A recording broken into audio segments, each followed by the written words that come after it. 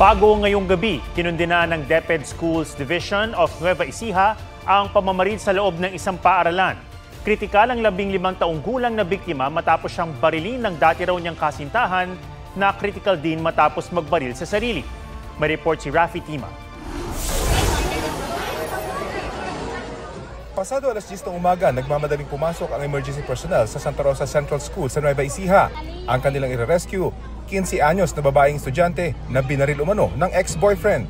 According po sa guard, nung una pinigil niya, which is napigilan naman, then inantay niya siguro na maglabasan yung ibang students, sumabay doon. So hindi na na-notice nung security guard na nakapost doon. Binaril ang biktima at saka nagbaril sa sarili ang suspect. Ang nakita is upper part po ng katawan, which is probably neck at ulo. So waiting pa tayo sa official statement po ng written galing po sa hospital para i-confirm po natin kung ano po talaga ang tama nila. Isinugod sila sa Doctors Hospital sa Cabanatuan City.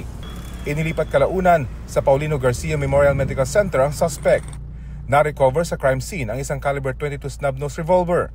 Tumanggi munang magbigay ng pahayag ang mga kaanak ng biktima at suspect, pati kawani ng ospital.